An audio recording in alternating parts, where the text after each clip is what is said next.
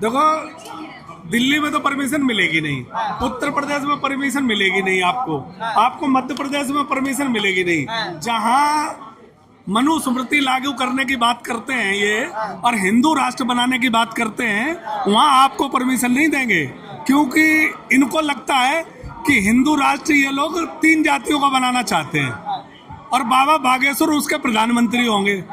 तो इसलिए ये आपको परमिशन, हाँ, हिंदू राष्ट्र जब बन जाएगा तो जो बाबा बागेश्वर धाम वाले हैं वो, शास्त्री, वो, धीरेन्द्र शास्त्री, वो प्रधानमंत्री होंगे, क्योंकि वो ही हिंदू राष्ट्र बनाने की पहल कर रहे हैं। और आज दिन तक किसी दलित का, ओबीसी, एससी, एसटी की, गरीब की बेटी का, किसी का बलात्कार हुआ हो, किसी के साथ अत्याचार हुआ हो, दिल्ली में लाखों के लोगों के मकान तोड़ दिए गए, एक भी कोई शास्त्री या कोई धीरेन्द्र शास्त्री निकल के नहीं आया कि ये जो गरीब हिंदू मारे जा रहे हैं।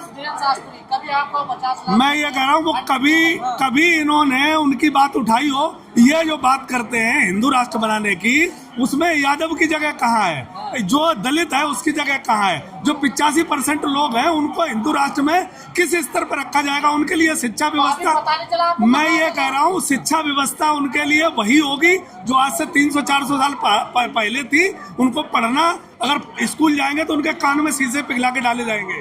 तो इसलिए लोग जो है अब जाग रहे हैं और प्रेस कॉन्फ्रेंस कर रहे हैं।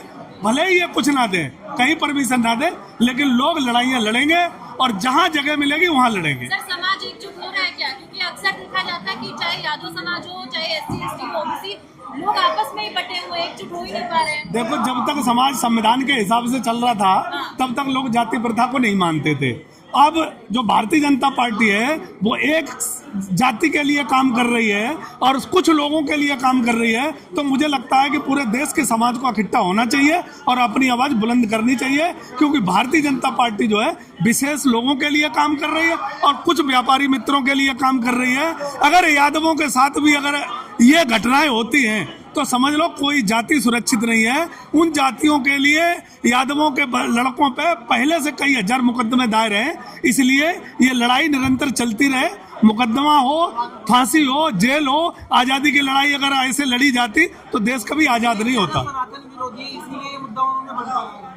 देखो, सनातन किसका है? सनातन को कौन खरीद रखा है? सनातन किसके यहाँ गिरवी रखा है? मैं ये नहीं जानता, पर इतना जानता हूँ कि देश आज भी वो वीर सपूत इस देश के अंदर मौजूद है जो देश को संविधान की तरफ ले जाना चाहते हैं। और बाबा साहब के संविधान से ये देश चलेगा, ये मनुस्मृति से नहीं चलेगा, ये शास्त्रों से नहीं चलेगा और ये धीरेन्द्र शास्त्री के हिंदू राष्ट्र बनाने से नहीं चलेगा। तो ये देश याद रखेगा।